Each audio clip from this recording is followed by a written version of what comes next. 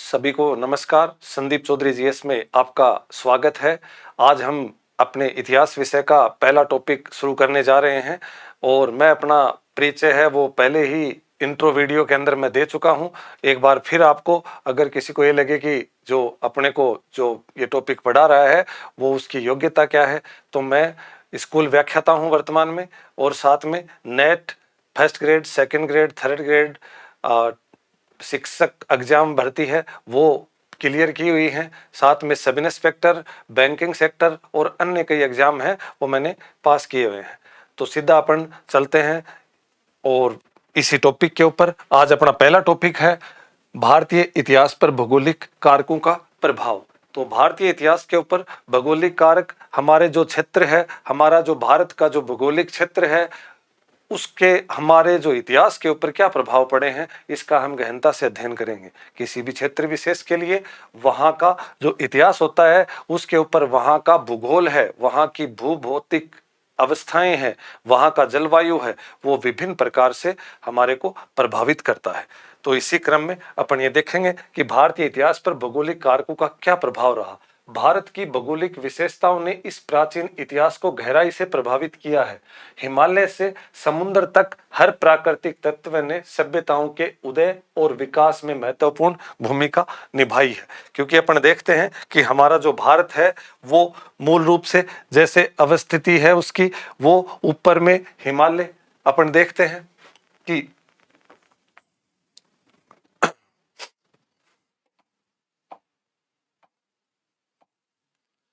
ऊपर में अपन देखते हैं कि हिमालय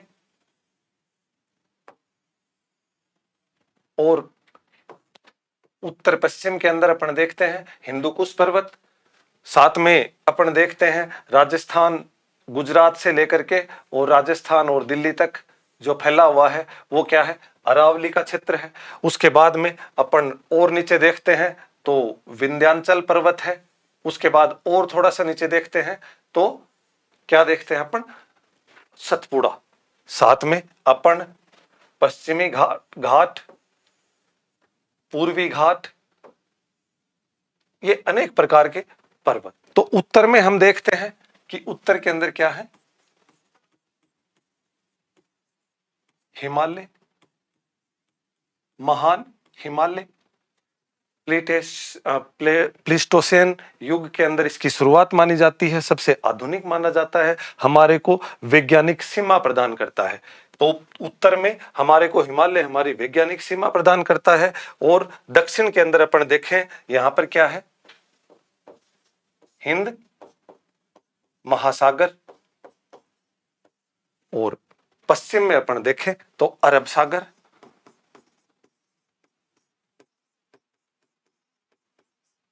और पूर्व की तरफ अपन देखें तो बंगाल की खाड़ी, और पूर्व उत्तर भारत की तरफ देखें तो घने जंगल और ब्रह्मपुत्र का जो मैदान है वो पूरा का पूरा। हमारी जो जलवायु है वो उष्ण कटिबंधीय शुष्क जलवायु है। तो ये भी भारतीय क्षेत्र के लिए बहुत महत्वपूर्ण है।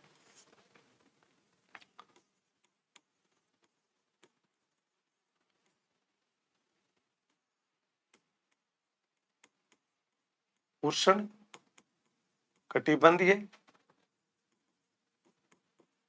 शुष्क जलवायु है। यहां पर अपन देखते हैं अगर हम वर्षा की बात करें तो वर्षा 25 mm से मिलीमीटर से लेकर के 250 mm वार्षिक वर्षा। तो सर्वाधिक और न्यूनतम दोनों प्रकार की वर्षाएं हमारे को यहां पर देखने को मिलती हैं। उत्तर में हम देखें तो महान हिमालय,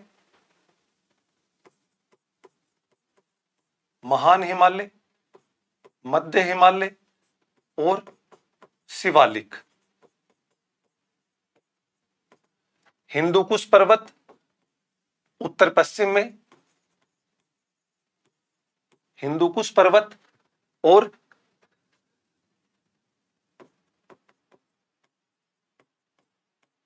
सुलेमान व कीर्थर पर्वत श्रेणी।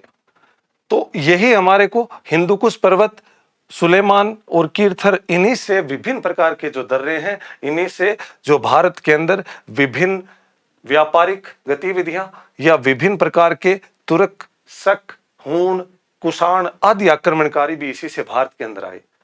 और इसी में हम देखें तो उत्तर के अंदर हम देखते हैं कि यहां पर से क्या है, सिंधु नदी, सिंधु और उसकी सहायक नदियां।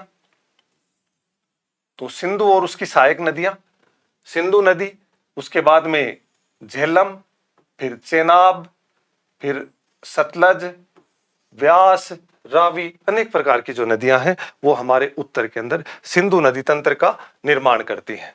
ये क्या है, सिंधु नदी तंत्र। और फिर अपन मध्य भारत की बात करें तो इसी महान हिमालय के विभिन्न ग्लेशियरों से गंगा तथा यमुना नदी, तो ये यहां से गंगा नदी और जो आकर के और ये हमारी बंगाल की खाड़ी के अंदर, और इसी के अंदर आगे आकर के यमुना नदी मिल जाती है। तो ये हमारा क्या है, ये सिंधु नदी तंत्र, और ये क्या करती है, गंगा नदी तंत्र का निर्माण करती है। पश्चिम में पूर्व उत्तर भारत के अंदर अपन देखें तो यही हिमालय के क्षेत्र से ब्रह्मपुत्र नदी जो अरुणाचल प्रदेश से हमारे यहाँ पर प्रवेश करती है, और ये आगे आकर के बांग्लादेश से होती हुई और बंगाल की खाड़ी के अंदर है, वो पूरी की पूरी इसमें इसके अंदर क्या है, इसमें सम्माहित कर जाती है। तो इसी प्रकार ये भौगोलिक तत्व है। फिर ये क्या है, अरावली, अरावली पर्वत श्रृंखला, अरावली पर्वत श्रृंखला है वो हमारी महान जल विभाजक है, जो ऊपर से सिंधु नदी और गंगा नदी दोनों का विभाजन करती है। क्योंकि सिंधु नदी से निकलने वाली जो भी जलीय स्रोत हैं वो पूरे के पूरे कहां पर गिरते हैं, अरब सागर के अंदर। और गंगा तथा उसकी सहायक नदियां हैं विभिन्न, उनसे निकलने वाले जो भी जलीय स्रोत हैं वो पूरे के पूरे बंगाल की खाड़ी, और साथ में ब्रह्मपुत्र नदी से निकलने वाले जो भी उनकी सहायक नदी है वो पूरा का पूरा बंगाल की खाड़ी। तो ये कहने का मतलब दो अरब सागर और बंगाल की खाड़ी में गिरने वाला, और साथ में यही हमारे मानसून को भी विभिन्न प्रकार से प्रभावित करते हैं। मानसून को कैसे प्रभावित करते हैं, जब हम देखते हैं कि उत्तर पश्चिम के अंदर हम देखते हैं ये जो राजस्थान का जो क्षेत्र है ये मरुस्थल का क्षेत्र है, पूरा का पूरा, पूरा का पूरा क्या है, ये मरुस्थल है। पाकिस्तान में भी है कुछ कुछ भाग इसका, कुछ गुजरात से भी टच होता है, तो एक बड़ा मरुस्थल है। और ऊपर से हम देखते हैं हिमालय के ऊपर यहाँ पर तिब्बत के अंदर एक बहुत बड़ा तिब्बत का जो पठार है वो, तो ये दोनों क्या करते हैं कि जब हमारे यहाँ पर सूर्य की किरणें सीधी पड़ती हैं, जब मई और जून महीने के अंदर जब सूर्य की किरणें हमारे उत्तरी अक्षांश में सीधे रूप में पड़ती हैं, तो इस मरुस्थल में और तिब्बत के पठार हैं ये गर्म होते हैं, और हवाएं हैं वो हल्की होकर के ऊपर की तरफ उठती हैं।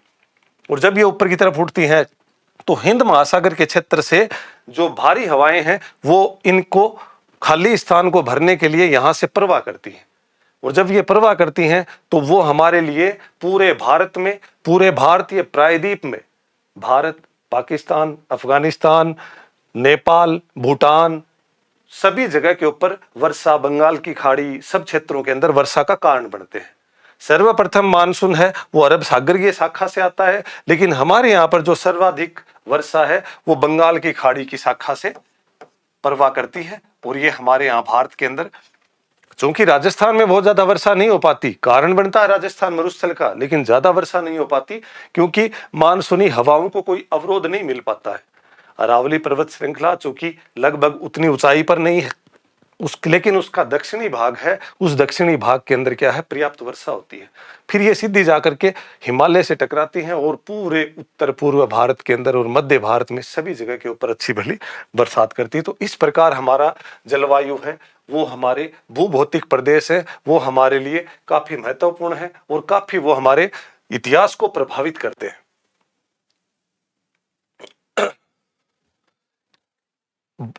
भारत के भौगोलिक रूपरेखा तो हमने पूर्व के स्लाइड में भी हमने देख लिया कि किस किस जगह के ऊपर क्या है, ये सारी चीजें। तो जब यहां से निकलने वाली सिंधु नदी है वो हमारे उनकी सहायक नदियां हैं, वो सिंधु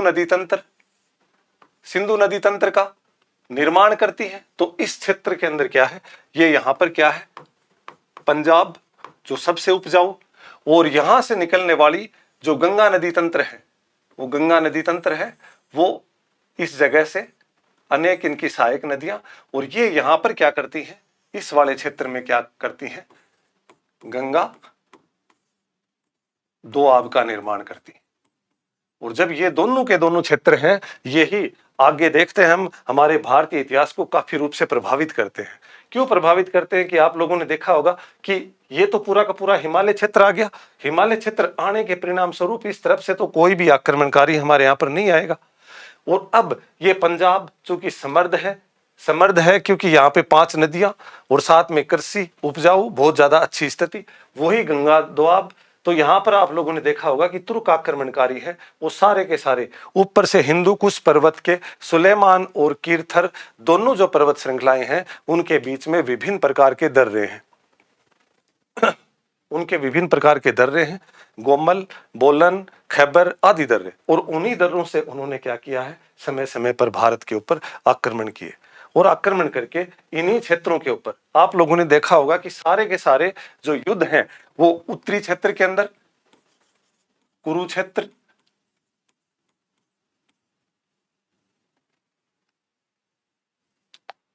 कुरुक्षेत्र, तराइन के प्रथम द्वितीय तृतीय और पानीपत के युद्ध, ये तीनों सारे के सारे इसी मतलब उपजाऊ क्षेत्र पे अधिकार, अपना आधिपत्य स्थापित करने के लिए लड़े गए हैं। और आपने देखा होगा कि गंगा दोआब के अंदर त्रिपक्षीय संघर्ष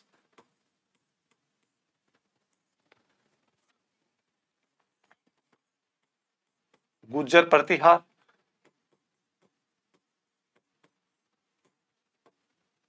पाल व राष्ट्रकूटों के मध्य लगभग 150 वर्षों तक इसी क्षेत्र को अधिकार करने के लिए लगातार संघर्षरत रहा है। फिर अपन देखते हैं कि ये जो क्षेत्र है, ये कर्नाटक का उत्तरी भाग, और ये क्या है, महाराष्ट्र।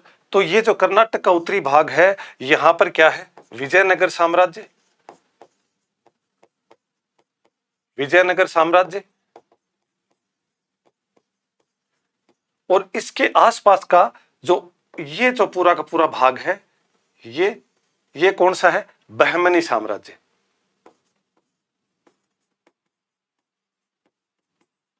बहमनी साम्राज्य के मध्य तुंगभद्रा का दोआब को लेकर के, तुंगभद्रा के दोआब को लेकर के, उपजाऊ मैदान को लेकर के संघर्ष चलता रहा। इसी प्रकार अनेक प्रकार के जो संघर्ष हैं, वो हमारे यहां पर लगातार समय समय के ऊपर चलते रहे। ठीक है। भूगोल के इतिहास पर प्रभाव में कुछ इतिहासकारों ने अपने अपने मत रखे हैं। विभिन्न प्रकार के इतिहासकारों ने बताया है इसके अंदर कि के.एम. पाणिक्कर ने, जदुनाथ सरकार ने कहा है कि इतिहास पर सदैव भूगोलिक तत्वों का प्रभाव। जदुनाथ सरकार ने कहा है कि इतिहास पर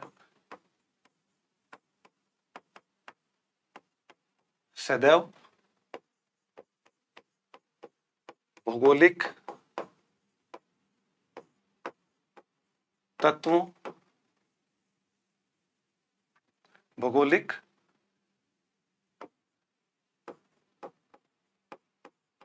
तत्वों का प्रभाव रहा है। कई बार ये कोटेशन पूछ ले जाते हैं कि जदुनाथ सरकार ने क्या कहा, इतिहास पर सदैव भौगोलिक तत्वों का प्रभाव हमेशा से रहा है। के.एम. पाणिक्कर ने अपनी पुस्तक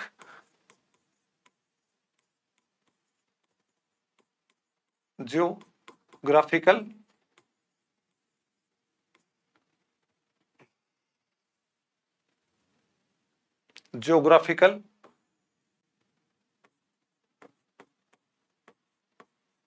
फैक्टर्स इन इंडियन हिस्ट्री, जो क्या है ये के.एम. पणिकर की पुस्तक है, उसके अंदर इन्होंने बताने का प्रयत्न किया है कि इतिहास पर भूगोल का, इतिहास पर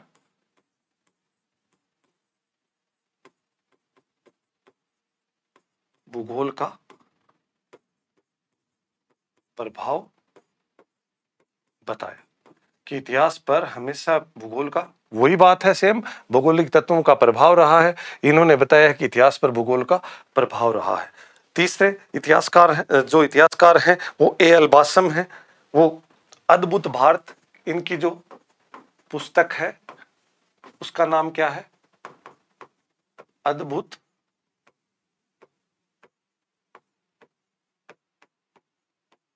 Bharat, the wonder that was India. अद्भुत भारत में इन्होंने बताने का प्रयत्न किया है कि प्राकृतिक संपन्नता के कारण, इन्होंने बताया है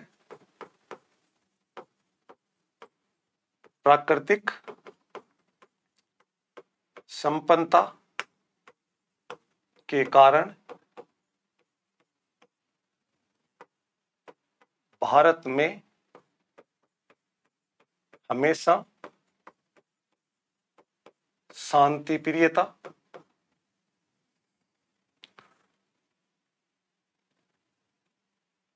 हमेशा शांति प्रियता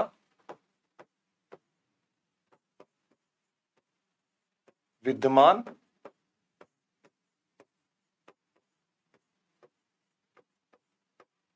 रही है। तो इस प्रकार भूगोल पर इतिहास के प्रभाव में कुछ इतिहासकारों ने अपनी राय रखी है, जिनमें जदुनाथ सरकार ने कहा है कि इतिहास पर सदैव भौगोलिक तत्वों का प्रभाव रहा है। उसके बाद में KM. Panikkar geographical factors in Indian history, इतिहास पर भूगोल का प्रभाव बताया। ए.एल. बासम ने पुस्तक अद्भुत Bharat, the wonder that was India, प्राकृतिक संपन्नता के कारण भारत में हमेशा शांति प्रियता विद्यमान रही है। इस प्रकार से इन्होंने बताने का प्रयत्न किया है। कुछ चीजें अपन ले लें कि हमने भारत की जो जलवायु है, जलवायु उष्ण कटिबंधीय शुष्क जलवायु है भारत की।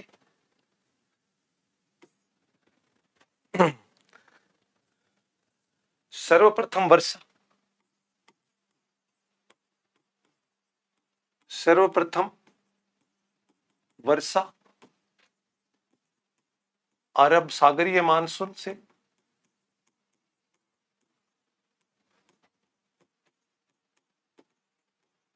मानसून से, वह सर्वाधिक,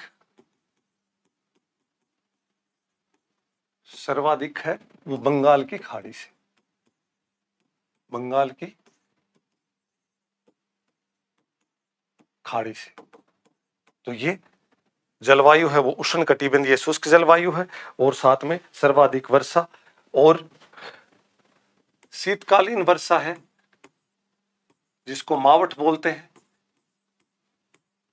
कालीन वर्षा है वो किससे होती है?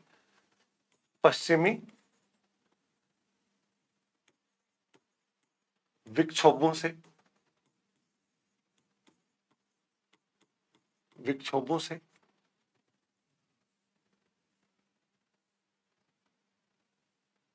पश्चिमी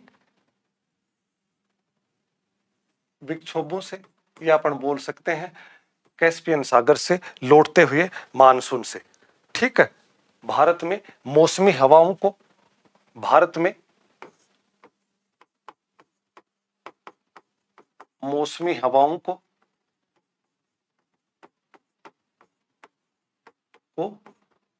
मानसून, मानसून नाम किसने दिया? भारत में मौसमी हवाएं हैं, इनको जो मौसम नाम है वो सबसे पहले किसने दिया ये नाम? अल मसूदी ने, अल मसूदी ने ये नाम दिया। अल मसूदी एक यात्री था जो इन मौसमी हवाओं से हमारे क्षेत्र के अंदर यहाँ पर आया था, भारत के क्षेत्र में, तो उन्होंने इसका ये नाम दिया है। ठीक है, तो इस प्रकार की चीजें। उसके बाद भारत एक उपमहाद्वीप की भौगोलिक विविधता, कि भारतीय उपमहाद्वीप है उसकी क्या किस प्रकार की जो है वो भौगोलिक विविधताएं हैं। विशाल क्षेत्रफल 42,02,500 वर्ग किलोमीटर। भारतीय उपमहाद्वीप का जो क्षेत्र है वो 42,02,500 वर्ग किलोमीटर का क्षेत्र, क्योंकि भारतीय उपमहाद्वीप के अंदर लगभग 6 देश आते हैं, जिसमें भारत, नेपाल, भूटान, पाकिस्तान, बांग्लादेश, श्रीलंका है, वो भी एक प्रकार से भारतीय उपमहाद्वीप में आता है। वैसे तो वो थोड़ा सा समुद्र में हमारे से दूरी से है, प्रत्यक्ष रूप से जुड़ा हुआ नहीं है, लेकिन नजदीक में हमारे पास है, तो भारतीय उपमहाद्वीप में माना जाता है। तो ये लगभग इतना जो क्षेत्रफल है, इसका 80% क्षेत्रफल है वो पूरा का पूरा 80% क्षेत्रफल किसका है, वो भारत का। 80% क्षेत्रफल है वो भारत का है, क्योंकि भारत का जो क्षेत्रफल है वो 32,84,000 वर्ग 32,84,000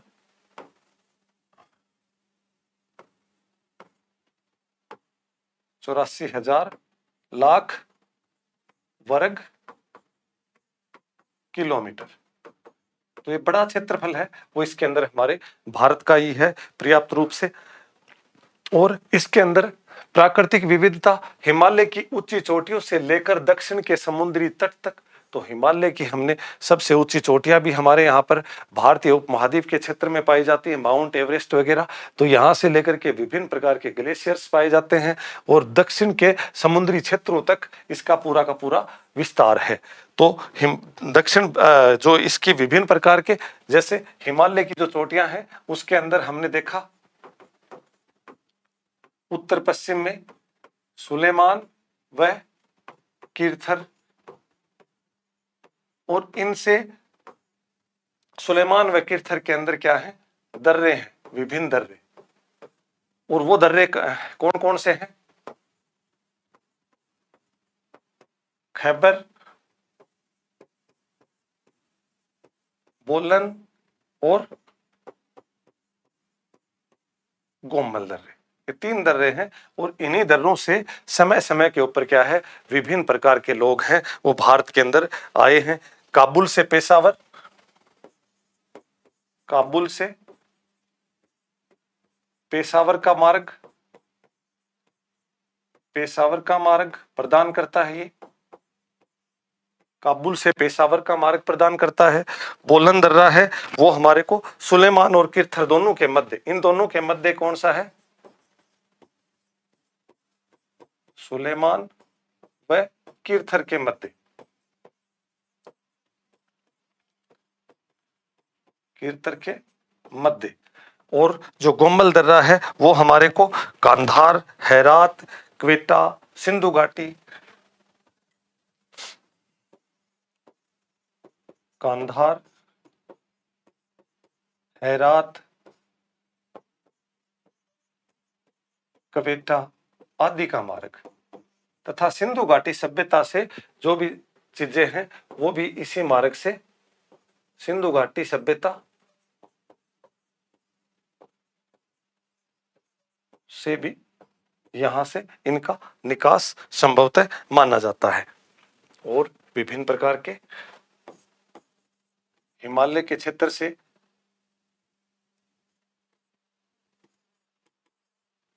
प्लेसर्स, प्लेसर्स क्या है, हिमालय से निकलने वाली सतत वाहिनी नदियों से,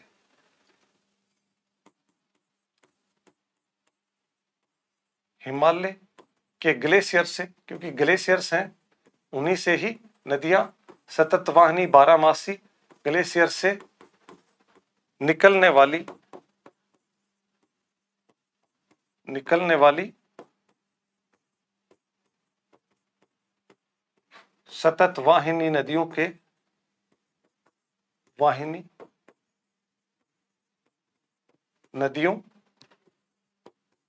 द्वारा सोने के कण अपने साथ जो लाती हैं उनको प्लेसर्स कहा जाता है। कई बार एग्जाम में पूछ लिया जाता है कि नदियों के माध्यम से जो सोने के कण हैं वो कहां से लाए जाते हैं, किसके माध्यम से, तो हिमालय की जो नदियां हैं उनसे निकलने वाली जो भी चीजें हैं उनका ये है हिमालय भारत की प्राकृतिक किला। तो हम लोगों ने देखा है कि हिमालय हमारे पूरे भारत की बात करें तो भारत को एक प्रकार से प्राकृतिक सीमा प्रदान करता है। हिमालय है वो विभिन्न प्रकार के हमारे क्षेत्र को अपने बहुत सी चीजें, आवश्यकता की चीजें पूरी करता है। एक तो सबसे बड़ी बात ये सुरक्षा प्रदान करता है। हिमालय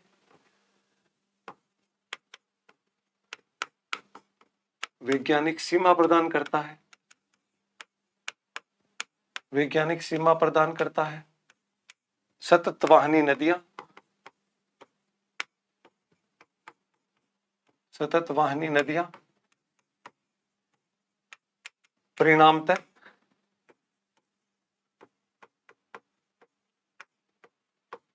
गंगा, सिंधु आदि दोआब का निर्माण होता है, आदि दोआब का निर्माण होता है। और इन निर्माण की वजह से यहां पर क्या है, समृद्ध खेती, समृद्ध कृषि, परिणामतः भारत है उसको इसी वजह से, इन्हीं सब समृद्धियों के कारण ही हम सोने की चिड़िया संभवतः उस समय कहा करते थे। अनेक प्रकार की इन्हीं के अंदर आपने देखा होगा कि सिंधु नदी तंत्र हिमालय की ही नदियों से निकलने वाले सिंधु नदी तंत्र पर हड़प्पा सभ्यता का विकास और गंगा नदी तंत्र पर हम लोगों ने देखा होगा कि वैदिक सभ्यता आदि सब सभ्यताओं का विकास हो पाया है इन्हीं सब नदी तंत्रों के कारण ही। और इन्हीं के साथ साथ में अनेक जगह के ऊपर विभिन्न प्रकार के, जैसे गंगा नदी तंत्र के अंदर हमने पूर्व में भी बात की है कि गंगा नदी तंत्र के अंदर क्या हुआ, त्रिपक्षीय संघर्ष हुआ। रायचूर का मैदान, तुंगभद्रा, तुंग और भद्रा नदी के मध्य विजयनगर साम्राज्य और बहमनी साम्राज्य का जो भी, तो ये सारे के सारे संघर्ष है इन्हीं क्षेत्रों की वजह से हुआ। ठीक है। नदियों और सभ्यताओं की जीवन रेखा पूर्व में भी बात कर चुके हैं कि सिंधु नदी तंत्र, गंगा नदी तंत्र और ब्रह्मपुत्र नदी तंत्र। तो ये अनेक प्रकार के जो नदी तंत्र हैं इनसे हमारा क्या है, जो भी सभ्यताओं का विकास संभव हो पाया। और इन्हीं सभ्यताओं के सिंधु नदी तंत्र, जिसके अंदर सिंधु और उसकी सहायक नदियां हैं,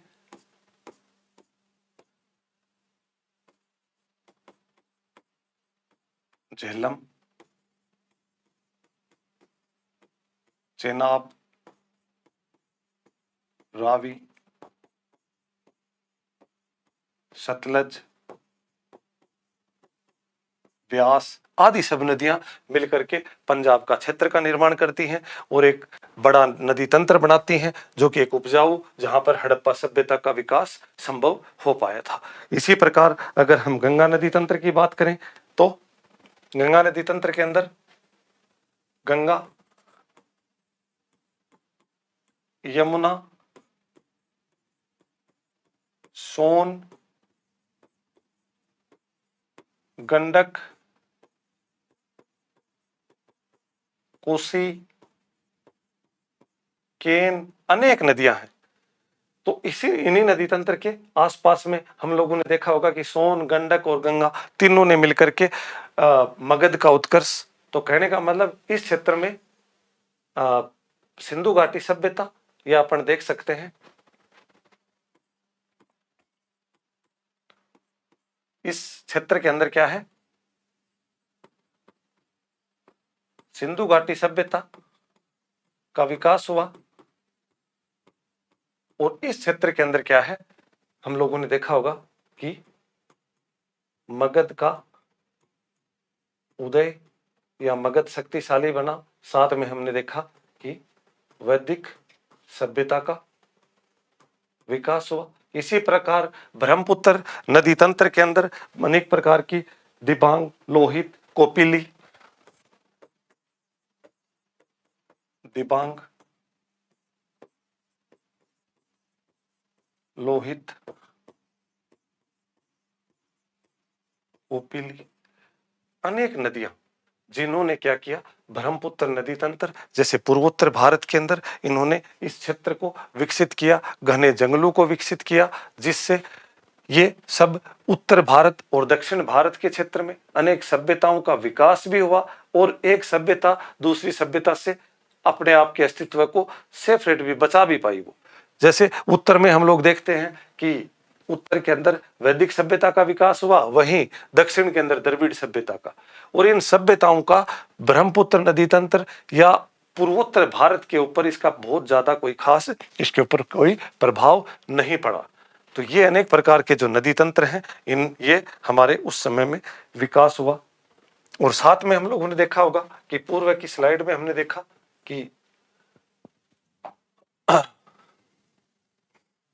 ये हमने देखा कि ये शिवालिक और ये अरावली, ये दोनों के मध्य जो दिल्ली का क्षेत्र है उसने क्या किया, सिंधु नदी तंत्र और गंगा नदी तंत्र दोनों को अलग किया और दिल्ली एक महत्वपूर्ण स्थल बना। तो इसी प्रकार हम जो सिंधु नदी तंत्र है, जो गंगा नदी तंत्र है, इसी के गंगा नदी तंत्र के जो क्षेत्र है इसके अंदर क्या है, शिवालिक, जो हिमालय की महान हिमालय, मध्य हिमालय और एक शिवालिक, तीन भागों में विभाजित है, शिवालिक व अरावली। अरावली के मुहाने पर, अरावली दोनों के मध्य, मध्य क्या है, दिल्ली, और दिल्ली भारत की केंद्रीय एक प्रकार की राजधानी या एक प्रकार का जो साम्राज्य का एक मतलब केंद्र बिंदु रहा, ये केंद्रीय प्रशासन की स्थिति रही। तो इस प्रकार की चीजें हमने देखा।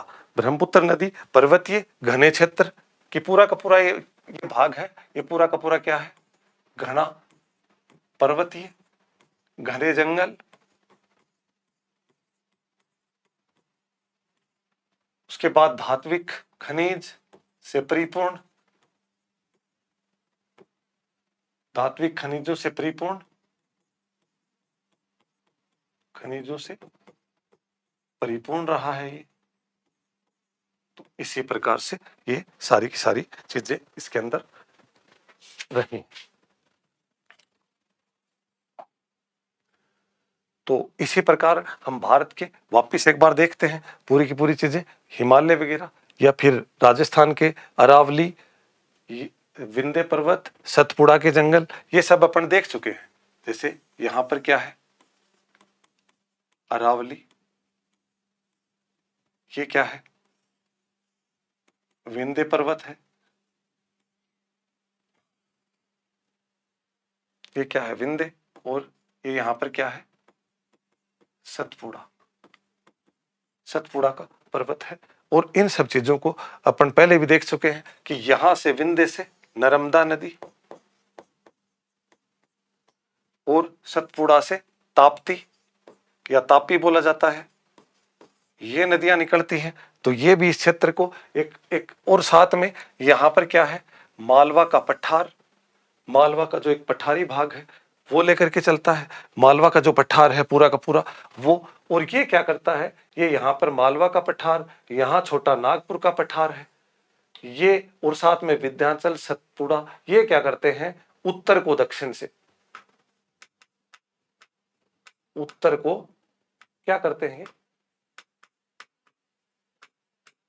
दक्षिण से अलग करने का प्रयत्न करते हैं, उत्तर को दक्षिण से अलग करने का प्रयत्न करते हैं।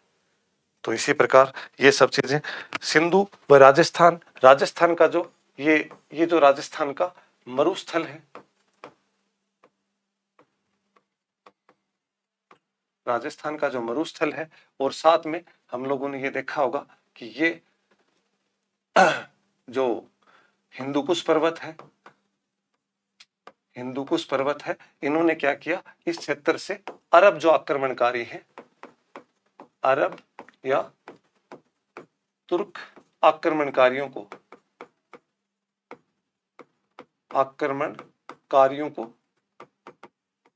रोकने में अपनी महत्वपूर्ण भूमिका निभाई है। तो इस प्रकार से साथ में हम लोगों ने देखा कि ये यहां पर क्या है, यहां पर है महाराष्ट्र महाराष्ट्र, और महाराष्ट्र से नीचे क्या है, यहां पर कर्नाटक।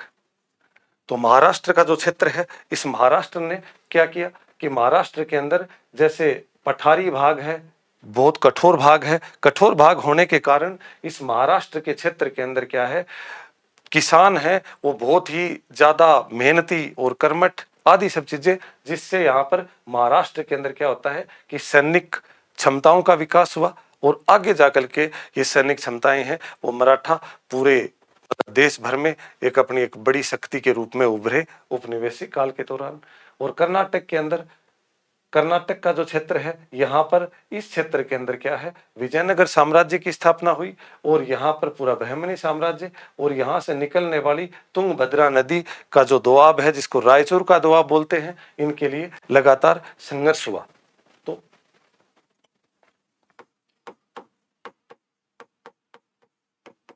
महाराष्ट्र पथरीली भूमि, परिणामतः सैनिक वर्ग का उत्थान हुआ, सैनिक वर्ग का विकास हुआ महाराष्ट्र के अंदर। गुजरात, जो गुजरात का जो क्षेत्र है ये पूरा का पूरा, तो ये गुजरात का कटा फटा एक बंदरगाह वगैरह समुद्री क्षेत्र, कटा फटा क्षेत्र होने के कारण गुजरात के अंदर क्या है, कटे फटे समुद्री बंदरगाह बने, कटे फटे क्षेत्र में समुद्री बंदरगाह बने, व्यापारिक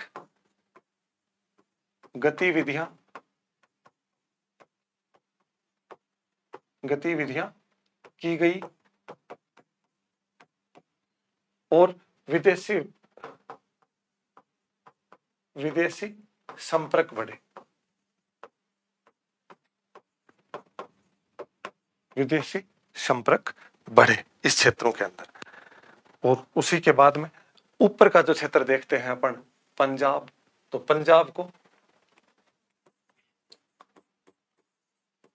पंजाब सिंधु की सहायक नदियों से, सिंधु की सहायक नदियों से समृद्ध कृषि क्षेत्र बना। पंजाब का मतलब है 5 आब, मतलब 5 नदियों का समूह,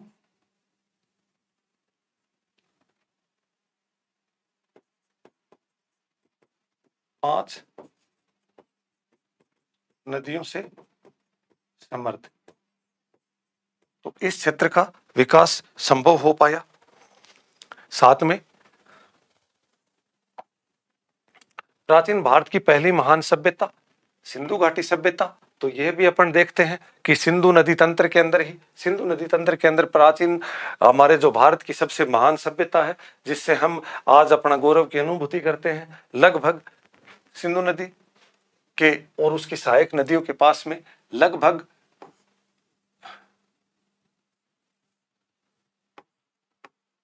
2600 से 1900 BC के मध्य इसका विकास हो पाया।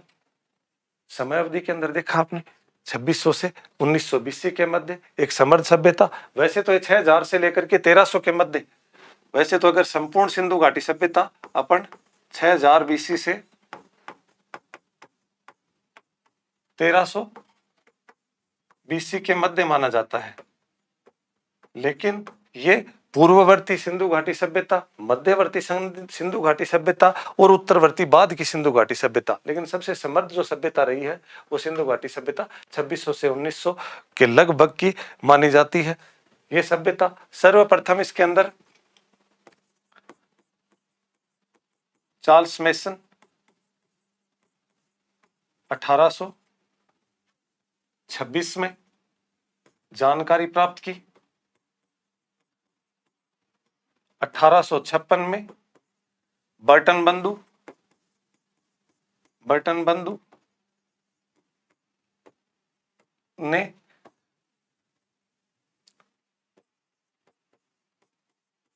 लाहौर कराची रेल लाइन बिछाने के दौरान इसको खोज में लेकर के आए। 1861 के अंदर कनिंघम ने 1861 में इसके अंदर काम करना शुरू किया। 1871 में रिपोर्ट पब्लिश करी। रिपोर्ट है वो संसद में, ब्रिटिश संसद में प्रस्तुत की ब्रिटिश संसद के अंदर, और इसी प्रकार इसके ऊपर काम होना शुरू हुआ। फिर इसके बाद इसी के अंदर जॉन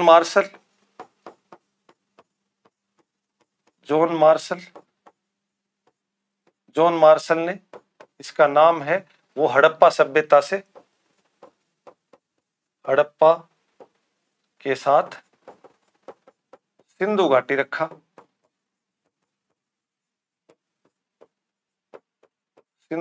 रखा।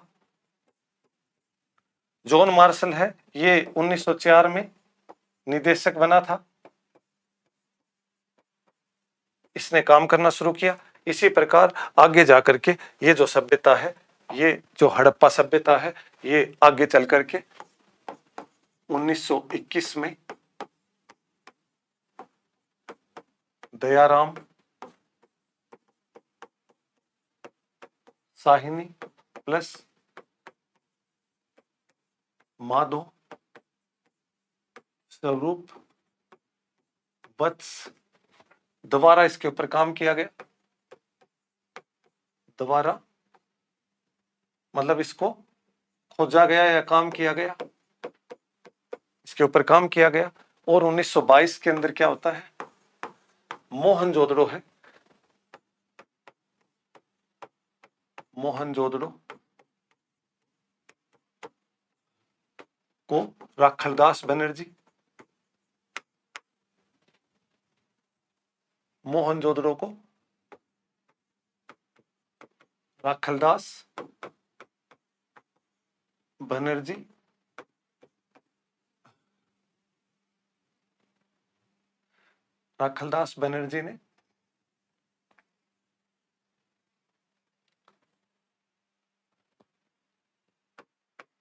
ने उत्खनन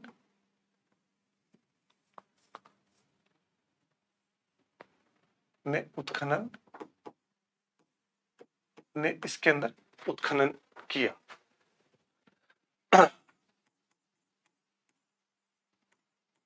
त्रिभुजाकार है, मात्र सत्तात्मक है,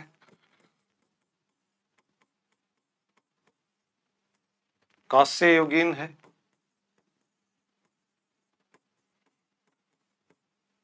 कांस्य युगीन है, 15 लाख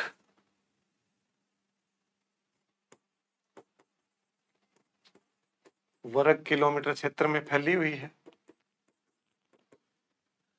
वर्ग किलोमीटर क्षेत्र में फैली हुई है। लगभग 2000 प्लस स्थल हैं, जिसमें से 1400 खोजे गए या उन पे काम जारी है। इन 1400 में से 917 भारत में, 481 पाकिस्तान में व 2 अफगानिस्तान में।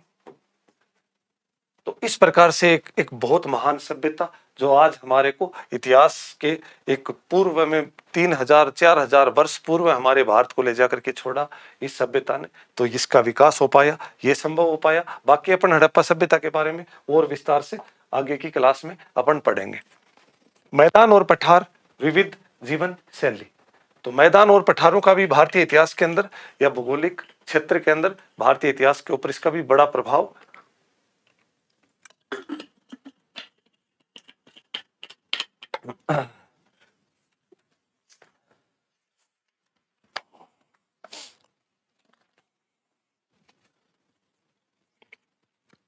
मालवा का पठार, दक्कन का पठार, छोटा नागपुर का पठार। तो ये तीनों पठार हैं जो अपन देखते हैं, मालवा का पठार, दक्कन का पठार और छोटा नागपुर का पठार। छोटा नागपुर का पठार, ये तीनों पठार हमारे लिए बहुत महत्वपूर्ण है। मालवा का जो पठार है ये मूलतः राजस्थान का कुछ भाग क्या है गुजरात का, तथा अधिकांश भाग क्या है ये मध्य प्रदेश के भाग के अंदर है। और दक्कन का पठार है ये अपन कहाँ कहाँ पर देखते हैं इसको, अपन कुछ तो उत्तरी गुजरात का भी भाग कुछ लगता है इसके अंदर, उत्तरी गुजरात, उसके बाद में महाराष्ट्र का भाग, गोवा छोटा भाग, फिर उसके बाद में कर्नाटक का भाग, उसके बाद में तेलंगाना, आंध्र प्रदेश और साथ में छोटा भाग किसका लगता है केरल, तमिलनाडु का भी कुछ सीमावर्ती क्षेत्र लगता है। छोटा नागपुर का पठार है ये हमारे मूल रूप से बिहार, बंगाल का कुछ क्षेत्र, छत्तीसगढ़ और उड़ीसा का कुछ क्षेत्र, तो इन्होंने भी काफी हद तक हमारे को प्रभावित किया, क्योंकि मालवा, दक्कन और छोटा नागपुर के जो पठार हैं इन पठारों से हमारे को विभिन्न प्रकार के धात्विक तत्व मिले हैं, जिनसे हमारे को साथ में ये जो पूरा का पूरा क्षेत्र है ये पठार, और जहां पठार होते हैं वहां पर्वत संभवतः पास में है ही, तो ये पूरा का पूरा जंगली क्षेत्र रहा है, जंगल से परिपूर्ण रहा है, प्राकृतिक संसाधनों से परिपूर्ण रहा है। तो इस वजह से ये भी हमारी समृद्धि के लिए बहुत महत्वपूर्ण रहा है। इस क्षेत्र के अंदर विभिन्न प्रकार के मौसमी नदियां, अनेक प्रकार के राजवंश इन क्षेत्रों के अंदर अपना अपना राज किया है। मगध का उदय, मगध के उदय के भी अनेक कारण हैं, क्योंकि मगध साम्राज्य जहां छोटे छोटे जनपद हुआ करते थे, वहीं से मगध है वो एक बड़ा महाजनपद बनकर के उभरा था। कुल 16 महाजनपद थे तत्कालीन समय में। जब हम ईसा पूर्व अगर 500 ईसा पूर्व की बातें करें, लगभग 500 से 600 ईसा पूर्व के आसपास छोटे छोटे जनपदों को मिला करके बड़े महाजनपद बने। उनमें से सबसे शक्तिशाली मगध बना। मगध के उदय और इसके पीछे के कुछ कुछ कारण है, मगध का उदय के पीछे की कुछ कारण है। वो क्या कारण है मगध के उदय के पीछे? एक तो शक्तिशाली राजवंश, शक्तिशाली राजवंश। कौन कौन से राजवंश शक्तिशाली राजवंश थे? यहां पर वरदरथ वंश, उसके बाद हर्यक,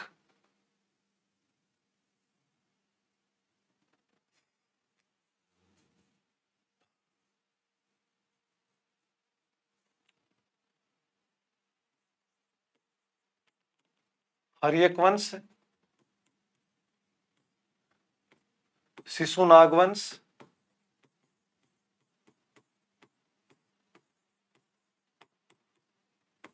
नंद वंश, और फिर अंत में कौन है? मौर्य वंश है। उसके समय में ये क्या है? समृद्धि के ऊपर पहुंचा। इसके पीछे के कुछ बड़े कारण क्या है, अन्य कारण क्या है कि इस क्षेत्र के अंदर क्या हुआ कि एक तो गंगा, सोन, गंडक आदि नदियों का संगम के ऊपर बसा था। आदि नदियों के संगम के ऊपर बसा था ये। तो नदियों के संगम के ऊपर, इन नदियों की वजह से क्या है? कृषि समृद्ध, कृषि है वो समृद्ध बनी। इन नदियों के कारण जंगलों का विकास, इन्हीं नदियों के कारण क्या हुआ, जंगलों का जंगल है वो घने बने, और जंगलों से क्या हुआ, लकड़ी, लकड़ी कौन सी, इमारती व औषधीय, औषधीय लकड़ियां मिली। इन्हीं की जंगलों के कारण से क्या है, हाथी, हाथियों के कारण क्या है, सेना सशक्त बनी। इन हाथियों के कारण क्या है, सेना सशक्त बनी। और इन्हीं जंगलों के कारण क्या हुआ, जंगलों के अंदर लोहे की खान, लोहे की खान खदान मिलने के कारण क्या है, कृषि औजार, कृषि यंत्र व अन्य क्या है, हथियार का निर्माण हुआ, जिससे क्या है, सेना शक्तिशाली बनी। तो ये अनेक कारण हैं जो मगध के उदय के कारण है। कुछ तो शक्तिशाली राजवंश, ये 4-5 राजवंश बहुत अच्छे, साथ में गंगा, सोन और गंडक नदियों का संगम स्थल, जिनके ऊपर ये जो मगध क्षेत्र है वो पूरा का पूरा बसा हुआ है। कृषि समृद्ध हुई क्योंकि इन क्षेत्रों के अंदर बड़े बड़े उपजाऊ मैदान, उस भागों में कृषि अच्छी हुई। जंगल जिससे लकड़ी, इमारती जिससे बड़ी बड़ी जो भी है, जो आपने देखा होगा कि चंद्रगुप्त मौर्य का सुगांग का महल है वो भी हमारे को पाटलिपुत्र के अंदर मिला है। तो बड़े बड़े औषधीय लकड़ियां, जिससे क्या है, जो भी जो औषधि से संबंधित चीजें बढ़ने लगी। जंगलों के अंदर हाथी की प्रचुरता मिली, जिससे सेना सशक्त बनी, बड़ी बड़ी शक्तिशाली सेना बढ़ने लग गई। लोहे की खान मिली इसी क्षेत्र के अंदर, जिससे कृषि के यंत्र बने, और कृषि के क्षेत्र में समृद्धि आने से वो क्षेत्र खुद समृद्ध हो गया। साथ में हथियारों का निर्माण होने लगा, जिससे सेना शक्तिशाली बनी, और ये छोटे छोटे जनपद हैं, ये बड़े बड़े महाजनपदों के अंदर कन्वर्ट होते चले गए। आपने देखा होगा यही नदियां हैं, इन्हीं नदियों से सम्राट अशोक के विभिन्न लेख, अभिलेख और शिलालेख हैं वो एक जगह से दूसरी जगह। और यही जो नदियां हैं इन्होंने क्या किया, व्यापारिक मार्ग प्रदान किए, व्यापारिक मार्ग प्रदान किए। इन्हीं नदियों से क्या हुआ, शिलालेख एक जगह से दूसरी जगह, एक जगह से दूसरी जगह जगह ले जाए गए। तो ये सारी चीजें क्या है, मगध के उत्कर्ष में भी इसका सबसे ज्यादा महत्वपूर्ण योगदान रहा। प्राचीन बंदरगाहों का निर्माण हो पाया इन्हीं वजह से, क्योंकि भारत के भौगोलिक क्षेत्र हैं उनके अंदर आप लोगों ने देखा होगा कि एक है गुजरात के तट से लेकर के और बंगाल की खाड़ी तक, ये पूरा का पूरा क्षेत्र है, ये पूरा का पूरा समुद्र से लगता हुआ क्षेत्र है। और जब ये पूरा का पूरा क्षेत्र है, इसमें आप लोगों ने देखा होगा कि प्राचीन भारत में भी गुजरात के अंदर क्या है, भरगू कच्छ, या जिनको अपन भड़ोच बोल सकते हैं, या जिसको वर्तमान समय में अपन कांडला फोर्ट बोल सकते हैं, कांडला फोर्ट, या वर्तमान में उसका नाम दीनदयाल उपाध्याय नाम रख दिया गया है। तो ये एक बड़ा फोर्ट वहां पर बना। एक यहां पर बंगाल के अंदर, बंगाल के अंदर क्या बना, एक बंदरगाह बना जिसको क्या बोला जाता है, ताम्रलिप्ति, ताम्रलिप्ति बंदरगाह, बंदरगाह, ठीक है। और अभी यहीं पर क्या होता है कि जैसे हमने देखा कि ये पश्चिमी तट है, ये पश्चिमी तट है, पश्चिमी तट के अंदर पश्चिमी घाट के ऊपर यहां पर बड़ी बड़ी पर्वत की श्रेणियां हैं।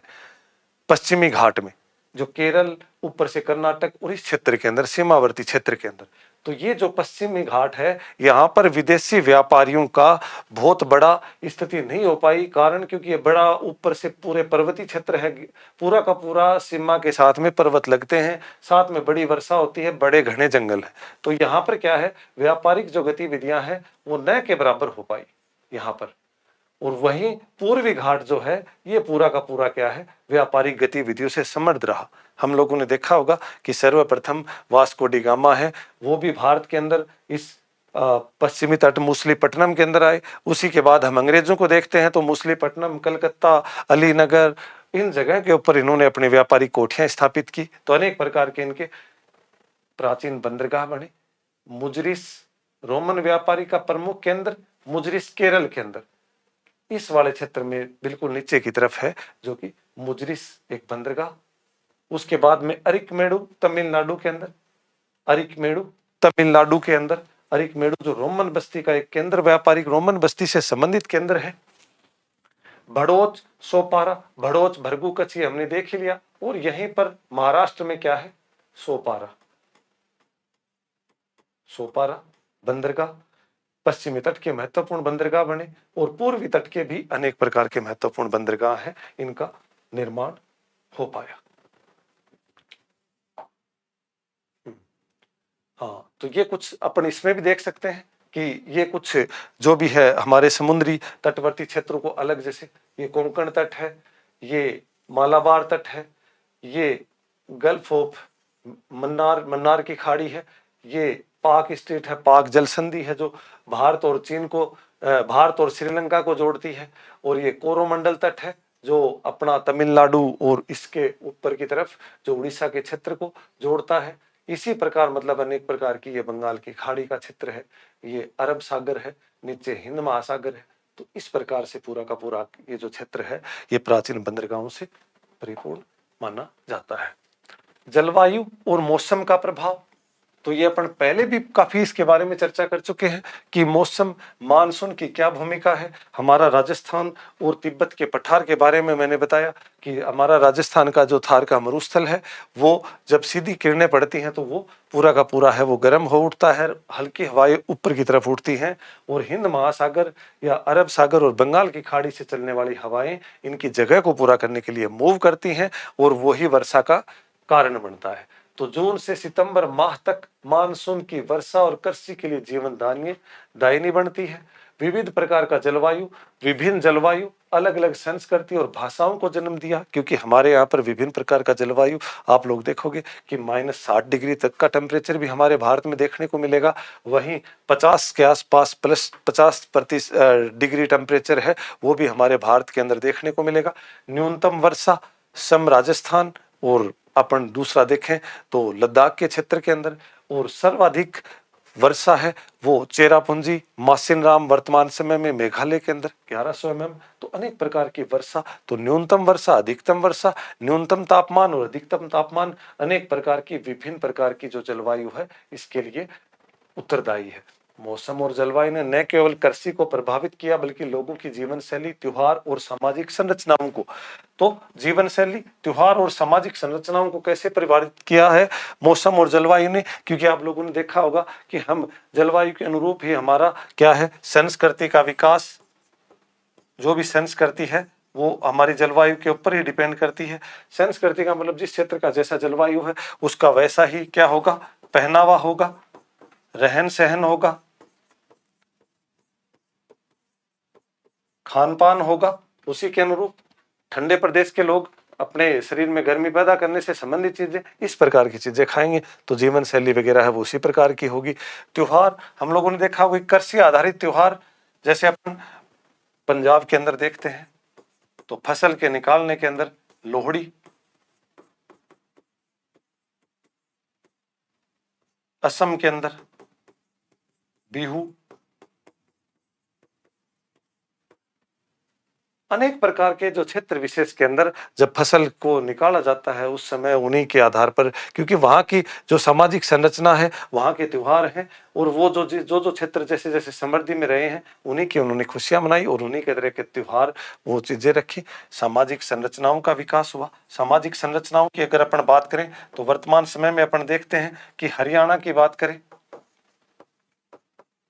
हरियाणा का जो क्षेत्र है इस क्षेत्र के अंदर सर्वाधिक युद्ध लड़े गए। चाहे अपन कुरुक्षेत्र को बात करें, कुरुक्षेत्र की बात करें, पानीपत की बात करें या तराइन की बात करें, तो ये सारे के सारे युद्ध इसी समृद्ध क्षेत्र में लड़े गए और इसी के परिणाम स्वरूप यहाँ की सामाजिक संरचना में परिवर्तन आया। सामाजिक संरचना में परिवर्तन कैसे आया? अगर आज हम देखें तो शिशु बालिका शिशु जन्म दर है वो हमारे यहाँ पे पानीपत के अंदर न्यूनतम 2014 के अंदर 2014 के अंदर, और उसी के परिणाम स्वरूप इसी पानीपत से हमारे को क्या करना शुरू करना पड़ा? माननीय प्रधानमंत्री मोदी जी ने बेटी बचाओ बेटी पढ़ाओ जैसे कुछ कार्यक्रम यहाँ से शुरू किए। तो ये क्या है? ये जब यहाँ की जो सामाजिक संरचना है, क्योंकि अनेक युद्ध हुए, युद्ध होने के कारण पे वहां पर बेटियों को सुरक्षित नहीं समझा जाता था। जब सुरक्षित नहीं समझा जाता था तो उन्हें गर्भ में ही मार दिया जाता था। ऐसी चीजें, ऐसी परंपराएं, कोई भी नहीं चाहता ऐसी चीजें। लेकिन जब तात्कालिक परिस्थितियां और तात्कालीन समाज में जब रक्षा और उनके अस्तित्व पर बात आती है तो इस तरह की चीजें की जाने लगी। वो चीजें धीरे धीरे हमारी सामाजिक संरचना में परिवर्तित होने लगी। आज वर्तमान समय में वो सारी चीजें बदल चुकी हैं। तो कहने का मतलब ये सारी चीजें हमारे लिए काफी प्रभाव डालती है। भौगोलिक बाधाएं, सांस्कृतिक विविधता। तो भौगोलिक बाधाएं, पहाड़ों की भूमिका, हिमालय व अन्य पर्वत श्रृंखलाओं ने क्षेत्रों ने प्राकृतिक रूप से विभाजित किया जिससे अलग बोली परंपराएं विकसित हुई। किसी क्षेत्र विशेष को बांट दिया गया, अलग अलग क्षेत्र की कुछ कुछ जगह की जहां पर जो प्राकृतिक जो भी चीजें आई, प्राकृतिक बाधा बनी या प्राकृतिक सीमाएं आई, उन क्षेत्रों को अलग अलग हिस्सों में बांट दिया गया। हमने देखा था कि हिमालय ने हमारे को प्राकृतिक सीमा के रूप में परिभाषित किया और वहीं पर हिमालय की गोद में एक तरफ हम देखते हैं कि कश्मीर का विकास हुआ, दूसरी तरफ हम देखते हैं कि हिमालय की गोद में ही नेपाल जैसे राज्यों का विकास हुआ। तो वहां पर हमारे निरंतर आगमन, आपस में एक दूसरे की संस्कृति को जोड़ करके भी रखा, प्रभावित भी किया। विभिन्न यात्री हैं वो इन क्षेत्रों से होकर के, धार्मिक यात्री लगा लो या अपने धर्म के प्रसार प्रचार के लिए या विभिन्न प्रकार की शिक्षा के क्षेत्रों में, इन क्षेत्रों से, चाहे अपन सिल्क रूट लगा लो, रेशम मार्ग लगा लो, तो यही क्षेत्र हैं जिन्होंने हमारी संस्कृति को आदान प्रदान करने में महत्वपूर्ण भूमिका निभाई। जंगलों का प्रभाव भी, घने वनों में आदिवासी समुदाय को संरक्षित रखा और विशिष्ट जीवन शैली को बनाए रखा। विभिन्न प्रकार के जंगलों के अंदर जो मूल रूप से जो आदिवासी हैं, जो जंगल को अपनी साझी संपत्ति समझते हैं, जंगल के अंदर ही रहते हैं, पूरे के पूरे जंगल के ऊपर कोई भी उनका नियंत्रण है, वो पूर्ण रूप से अपने आप को प्राकृतिक रूप से अपने आप को संरक्षित किए हुए हैं। तो जंगलों ने भी उनकी बहुत महत्वपूर्ण भूमिका निभाई। साथ में इन जंगलों ने, हमें पहले भी चर्चा की कि उत्तर और दक्षिण की संस्कृति को भी अक्षुण्ण बनाए रखा, प्रयत्न किया कि उत्तर में आर्य और दक्षिण के अंदर जो द्रविड़ शैली, दक्षिण भारत के अंदर अपन देखें उत्तर में आर्य शैली या आर्य सभ्यता या अपन बोल सकते हैं वैदिक, वहीं दक्षिण में क्या है? द्रविड़ संस्कृति का विकास हुआ। दक्षिण के अंदर आर्य या वैदिक सभ्यता को ले जाने का जो श्रेय है, आर्य संस्कृति को ले जाने का श्रेय अगस्त्य ऋषि को जाता है। अगस्त्य ऋषि को जाता है जिन्होंने दक्षिण के अंदर हमारी आर्य संस्कृति का प्रसार प्रचार किया। नदियों द्वारा विभाजन, बड़ी नदियों ने प्राकृतिक सीमाएं बनाई जिससे विभिन्न राज्य और संस्कृतियों का उदय हुआ। क्योंकि बड़ी बड़ी जो भी नदियां हैं उन नदियों को प्राकृतिक सीमा के तौर पर जाना जाने लगा और वही सीमा आगे जाकर के उन सीमाओं ने प्राकृतिक और सांस्कृतिक रूप से एक दूसरे को अलग करने का प्रयत्न किया। किसी क्षेत्र विशेष के अंदर विभिन्न प्रकार की बोली, भाषा, पहनावा, रहन सहन आदि सब चीजों में अगर जो भिन्नता मिले तो उसी आधार पर वो थोड़ी थोड़ी भिन्नताएं हैं, वो कुछ नदियों ने प्राकृतिक रूप से उनको संजोने का प्रयत्न किया। हिमालय क्षेत्र ने संस्कृति पूर्णतः भिन्न व दक्षिण भारत की द्रविड़ संस्कृति फिर से भी एक राष्ट्र का हिस्सा बने। कहने का मतलब है हिमालय की उत्तर की तरफ, जैसे हिमालय के उत्तरी क्षेत्र में या ऊपर की तरफ भारत के ऊपर की जो क्षेत्र है उसके अंदर जो संस्कृति है वो वैदिक संस्कृति और दक्षिण में द्रविड़ संस्कृति है, फिर भी हमारे जो देश को है उन्होंने एक बना के रखने का प्रयत्न किया।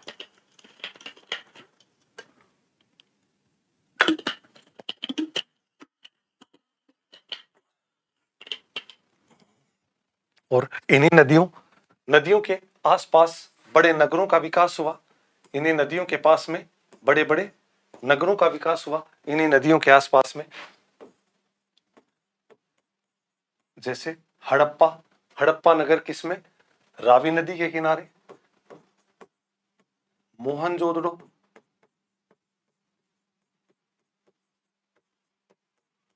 मोहनजोदड़ो है वो सिंधु नदी के किनारे। अयोध्या है सरयू नदी के किनारे।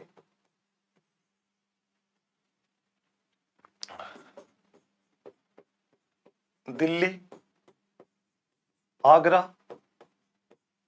ये सब यमुना नदी के किनारे। और हरिद्वार, काशी, पाटलिपुत्र, ये सब किसमें? गंगा नदी के किनारे। और उसके बाद में कृष्णा नदी के किनारे अरिकमेड़ू,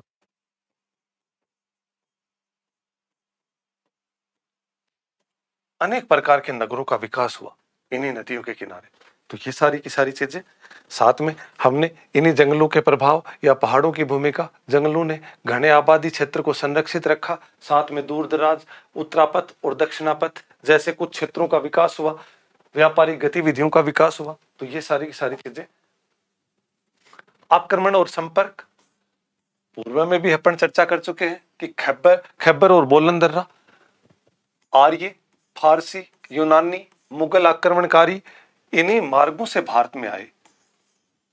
खैबर, बोलन, गोमल आदि जो दर्रे हैं भारत के उत्तर पश्चिम के अंदर, जो किले, जो हिंदू कुश पर्वत है, सुलेमान और किरथर पहाड़ियों के मध्य जो दर्रे हैं उन्हीं के अंदर से। और इन दर्रों ने नई संस्कृति और विचारों का प्रवेश किया, एक नए धर्म और नई संस्कृति हमारे भारत में इन्हीं के माध्यम से आई।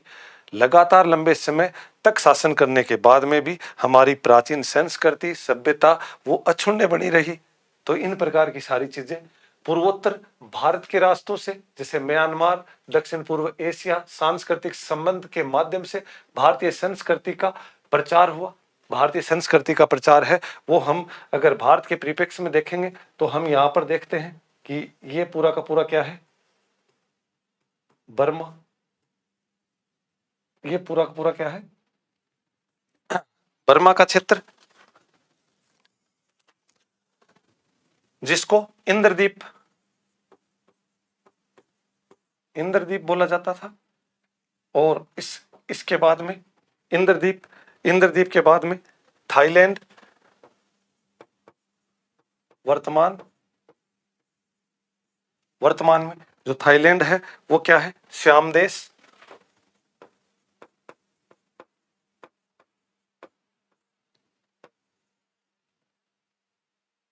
कंबोडिया,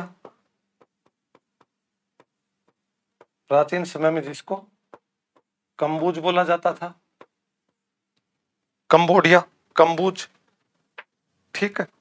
उसके बाद में जावा, सुमात्रा आदि सब देश, इनके साथ में हमने हमारे व्यापारिक संबंध भी रखे और व्यापारिक संबंधों के साथ साथ में हमने इनके साथ में हमारे धार्मिक संस्कृतियों का आदान प्रदान भी इन्हीं के साथ में संभव हो पाया। तीसरा, सिल्क रूट, मध्य एशिया से चीन तक व्यापारिक मार्ग, जिससे बौद्ध धर्म, कला, ज्ञान आदि का प्रसार हुआ।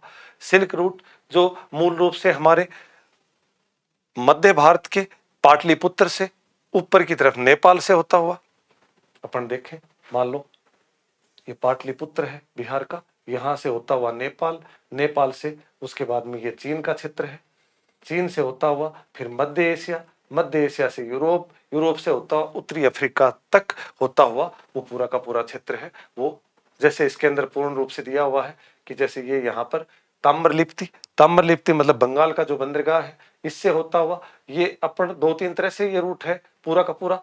ये यहाँ से ताम्रलिप्ति से पाटलिपुत्र से दिल्ली होता हुआ, उसके बाद में तक्षशिला से होता हुआ फिर एक निकल जाता है उसकी तरफ उत्तरी अफ्रीका की तरफ, और एक ऊपर की तरफ निकल जाता है मध्य एशिया से होता हुआ, यूरोप, चीन से होता हुआ।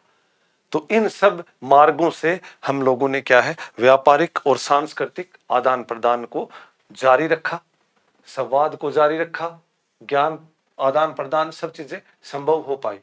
समुद्री मार्ग, अरब सागर और बंगाल की खाड़ी विश्व के व्यापारिक सांस्कृतिक संबंधों को बनाए रखा, क्योंकि आप लोगों ने देखा होगा कि बंगाल की खाड़ी और जो भी अरब सागर के जो क्षेत्र हैं, इन्हीं क्षेत्रों से विदेशी जो भी हैं हमारे यहाँ पर औपनिवेशिक काल में पुर्तगाली, डच, अंग्रेज, फ्रांसीस, स्पेनिश, स्वीडिश आदि अनेक प्रकार के लोग हमारे यहाँ पे भारत में आने संभव हो पाए। प्राकृतिक संसाधनों का इतिहास पर क्या प्रभाव रहा? खनिज संपदा, प्राकृतिक संसाधन जो हमारे भारत के अंदर जो जो उत्तर में हिमालय, मध्य में पठारीय भाग, बड़े बड़े पर्वत, इन सब क्षेत्रों के अंदर घने जंगल, इसमें लोहा, तांबा, सोना, चांदी आदि खनिजों, शिल्प कला, हथियार निर्माण, राजस्थान और झारखंड में खनिज, राजस्थान के अंदर जहां पर 84 प्रकार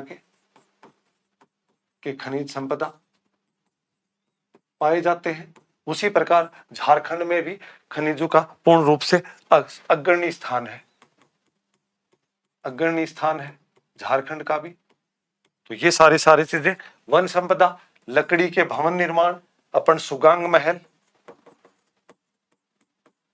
सुगांग महल चंद्रगुप्त मौर्य का, चंद्रगुप्त मौर्य का सुगांग लकड़ी का महल हमारे को मिला। जहाज को बनाना संभव हुआ, जहाज को बनाना संभव हुआ इन्हीं लकड़ियों की वजह से। औषधीय पौधे, जड़ी बूटियों, आयुर्वेद को जन्म दिया। महत्वपूर्ण जड़ी बूटियों के कारण आयुर्वेदिक ज्ञान, जिसकी वजह से भारत एक लंबे समय तक इस क्षेत्र में अपना प्रभाव जमा पाया।